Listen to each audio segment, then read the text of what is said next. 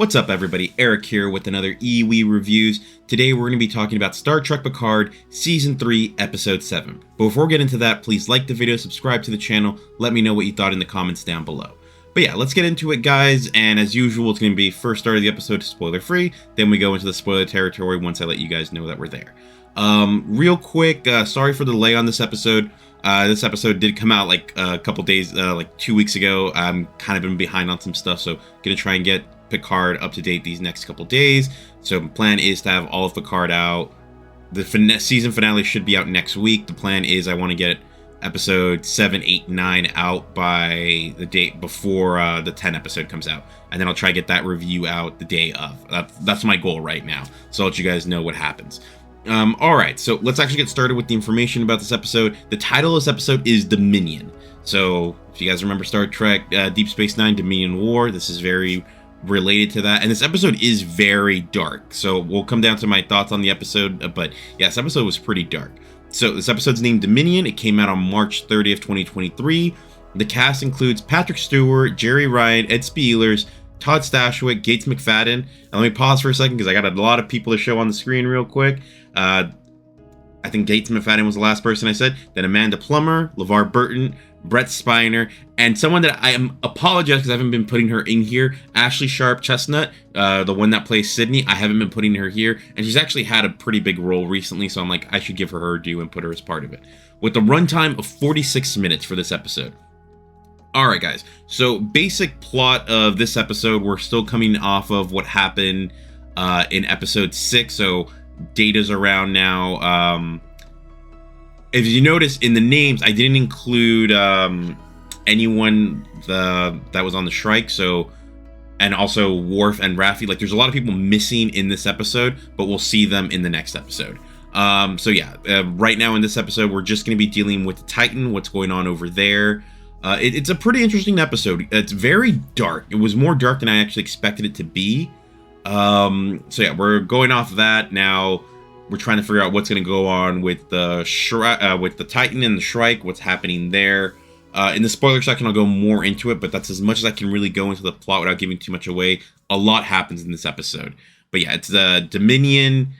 It's a really... let's actually go into my spoiler-free thoughts. So, this episode has moments where you're just like, are they really going to cross that line with some characters where it's like, I didn't expect that.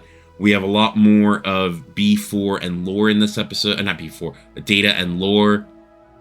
And it just works really well on what they're trying to do here. We have moments here where you can kind of tell Picard and his team is tired of running away from the Shrike. So now they're actually going to try something to see if maybe they can get ahead of them. But it's a really tough episode. And we actually do get a lot of Vadic's backstory of why she's the way she is.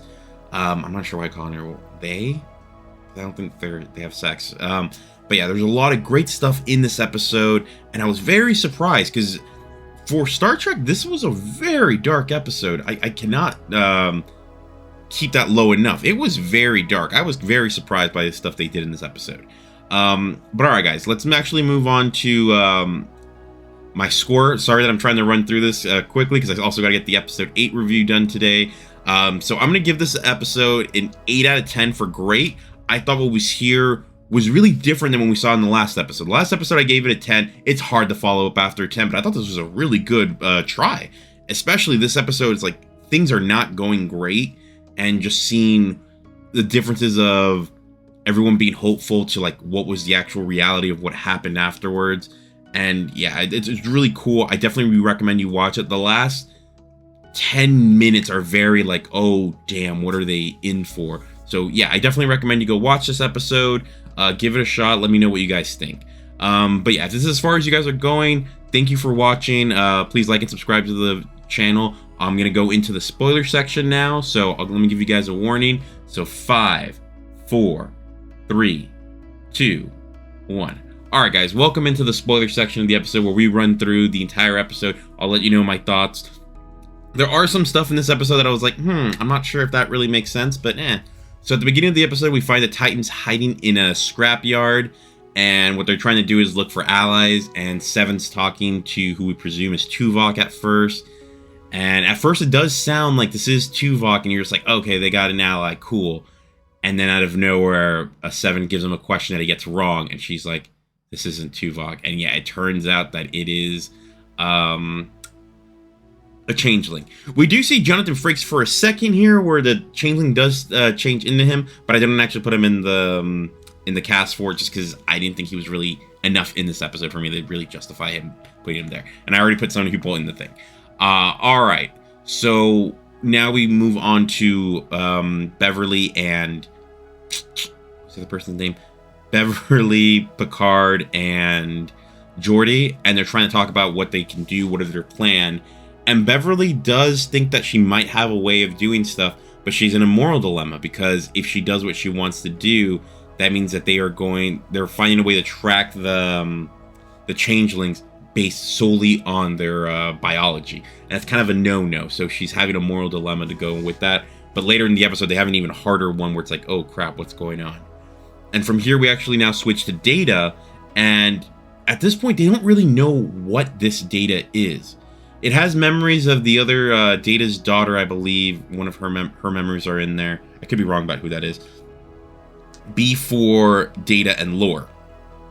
Now, the thing is, Data and Lore are the main overarching, like, they control the body for the most part. The other ones are just memories.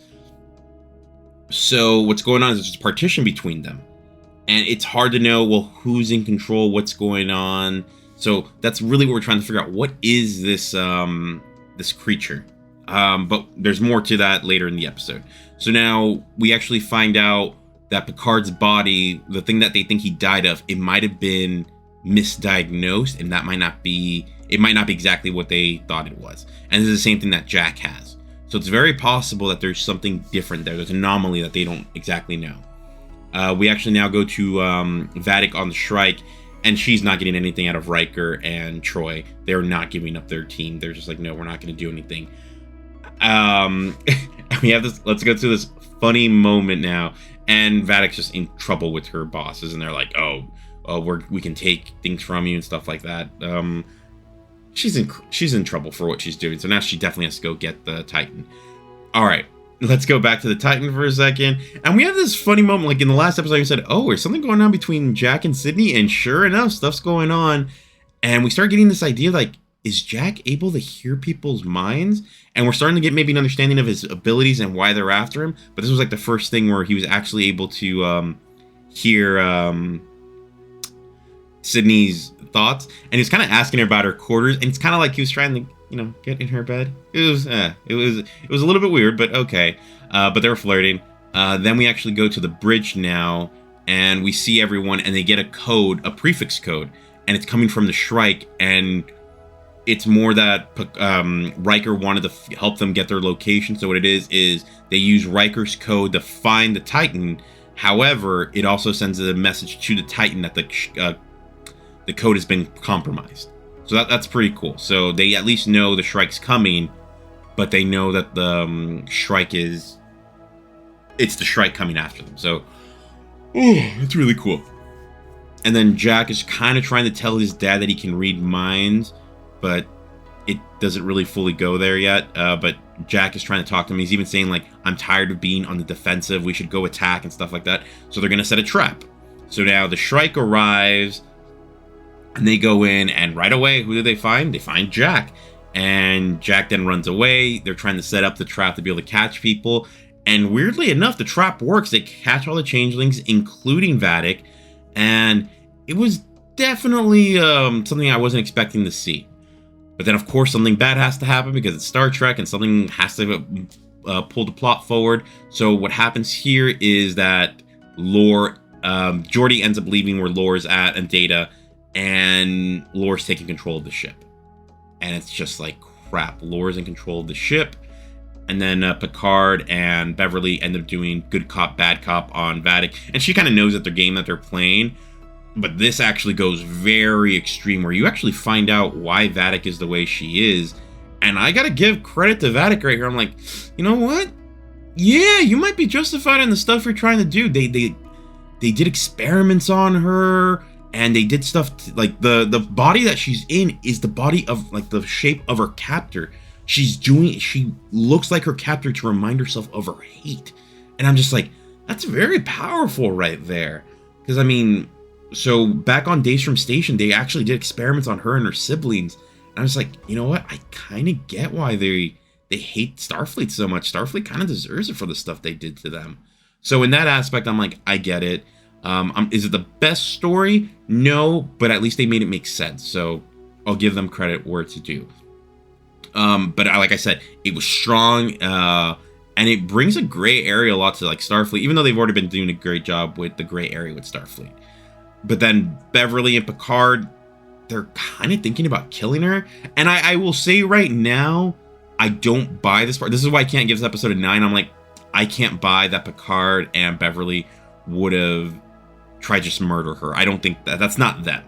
I say that they would set a trap to kill her? Yes, but to just straight up like execution style murder her? No, I don't think that would actually be what they do. But sure enough, Lore starts messing with everything. He turns down her shield. Picard and Beverly miss, and Vadic escapes.